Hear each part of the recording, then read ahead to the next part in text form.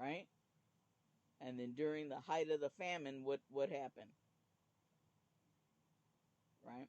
So his own dream, and he interpreted some dreams.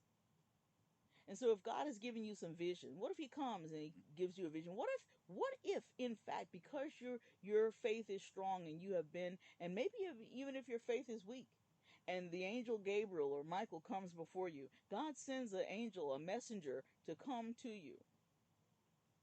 And I know that it have to be pretty supernatural for you to believe it, right? I mean, it couldn't just be me, right? Or your neighbor, or your pastor, or a dear friend of yours, a close relative, or next door neighbor, or maybe even a total stranger.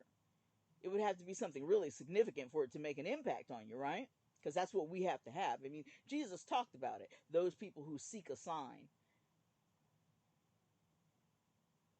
Right? So we know it would have to be something really, just tremendous, earth shattering for you to make an impact on you. So given that experience, don't even put it in the realm of you having to actually die, but maybe you had a dream that you were dying, or that you had died, right? And somewhere in that vision, somewhere in that dream, the indication was that you would not be able to spend eternity, the rest of your eternity, with the Lord. And we talked about the rich man a couple of weeks ago. The rich man who went to the lake of fire, and Lazarus, who was in Abraham's bosom. If you recall listening to that episode, and you get there and you realize, oh my goodness, I'm in the fire. I'm being tormented. I'm in Gehenna. I'm in hell. And you see your brother, your sister, your mom, your dad standing over on the other side of the gulf. You remember the messenger Abraham said there was a gulf between hell and that area of paradise that Lazarus was with him. There was a chasm, a separation, and you could see over on the distant shore in heaven your relatives, a friend over there, and you realize, oh my goodness, in this vision, in this dream, this messenger came to you and shared this with you, that you in fact are not going to heaven. You in fact are not going to spend eternity with the Lord. You won't be a part of that new millennial reign. If you've gone all your life, how long your life has been to this point, and I mean, I don't know, there may be some listeners out there who are children. There may be some people who are young, 20s, 15, 20, 18. And there may be others who are well into their years, 40 plus, 50 plus, 60 plus, 70 plus. And what if you've gone all this time, however long it has been, whether it's only been 1 week that you received the Lord and you really believe in this foundational three-legged stool, or if it's been 10 years or 20 years or 30 years, and you go and you finally, now the Lord reveals to you somehow that you are not going to go to heaven. You are not going to be a part of that millennial reign. Would what you have spent, the price that you have paid for that trip, would it have been worth it?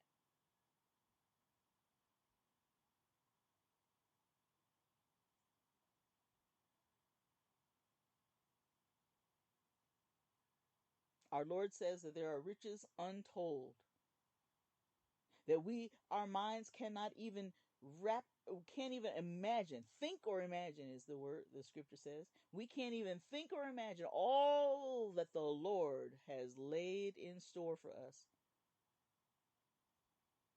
We some of us refuse to think that there is a hell, refuse to think that there is a payment for our behavior, refuse to think that we can continue to go on sinning and doing just what we will.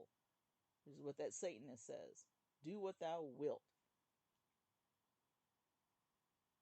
renowned Satanist. I don't remember his name now. Something Alistair, something or other. And we talked about him some weeks ago.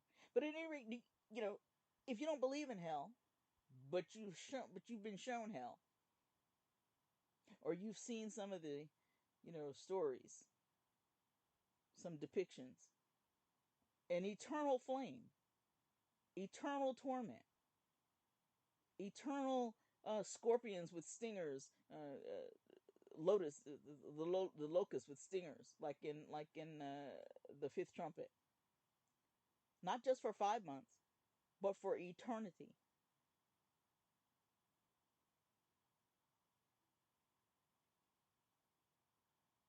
Will it have been worth it? Will all of the rebellion, all of the sin, all of the denial, all of the doubt, all of the pain, will that have been worth it?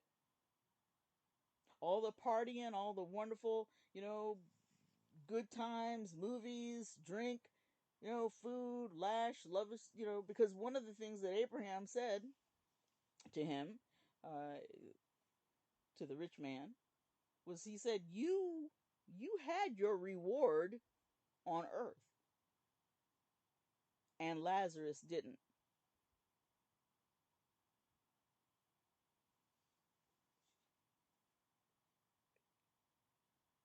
Imagine for a moment that you have um, an apple pie sitting before you. Pumpkin, apple, sweet potato, rhubarb, cherry, I don't know. You have a pie sitting before you, and you're going to divide that pie up. And you're going to divide that pie into the areas of your life, and what you're doing, what you're achieving, your activities, right? So maybe, part of that pie would have to indicate sleep, right? Another, if you're a college student, some of that pie would have to maybe indicate class time and study time and, play time. We all have to have some downtime, right? So include your downtime, your rest, because God says on the Sabbath we should rest. 6 days we work, on the seventh day we rest. So you want to divide that pie up into your work time, playtime, fun time, and of course, if you're really adamant about a relationship with Christ, you want to put in there the time you spend with the Lord. Whether that's meditating or studying or reading. I don't even know if you should attend, if you should put church attendance, right? Because when you're in church, are you building a relationship with the Lord, or are you building a relationship with other like-minded followers? Because if you think about what the word says about church attendance, it's really about fellowship. So really, if you're fellowshipping with other people who are walking with Christ, it does not have to be in a church. So that's why I want to just make um, that clear. So you could be spending, you could be fellowshipping. In fact, right now we could be, you could be, consider this time that we spend together fellowshipping. The time that we spend is particularly in the live broadcast. If you're participating in the comments and questions, we're fellowshipping, right? We're sharing our thoughts and concerns and information about the Lord. You could consider that. If you're in Bible study groups outside of these episodes, right? And I would hope that you certainly are. Time studying, meditating, just spending time in the quiet presence of the Lord and listening for a word, guidance. So you want to put that in the pie. And then what I would ask you to do is to measure it up. Now, of course, we would be measuring it up in terms of hours, more than likely. Some of us, some areas might only get minutes, right? But so we want to look at it in terms of the 24-hour span, or maybe if it's better for you to look at it in terms of days, you could look at it, in 7 day, the 7 days that we're given. I guess you could look at it for a month, but you want to, put it in chunks that you can measure. And then once you've made that measurement, and maybe even color coded, maybe that would be easier for you. But really identify the time that you're spending with the Lord, the time that you're fellowshipping, the time that you're spent building your relationship. Because remember, this is the relationship that the rest of your life is hinged upon. This is no small matter. This is what determines where you will spend the rest of your eternity. As we talked about before, we all have eternity. Some of that time is spent here on earth in this physical natural realm, and then the other time of it will be spent in the supernatural realm. We talked about that before. God is in the supernatural, way up there above us. The angels are somewhere below there, and then somewhere below there we have, the demons and principalities and all those things, right? The prince of the air. That's why Satan is called the prince of the air. What else travels through the air right now? Right now, internet, electromagnetic magnetic impulses, right? Radio frequencies traveling through the air. You're getting this information through the air. TV is through the air. Even if it's underground fiber optics, right? Somewhere it's coming through the air. Satellite through the air, right? Because it's got to get there. So then got to get to the next destination. Satellites through the air. Radio frequencies through the air. Microwaves through the air. All those different frequencies through the air. Television, radio, cell phones, computers. So whatever, Satan is governing all this stuff. And if you think I'm just being kind of crazy about that, just look at what's being offered through the air. Just look what's on the airwaves. A great deal of it is foolishness. The other part of it is the enemy trying to divide people, because a house divided cannot stand. So he gets the message into your home, causes division in the home. People are arguing over what to watch on TV. Especially if there's only one TV. I can raise my hand to that. Back in the day, there's only one TV in our household, right?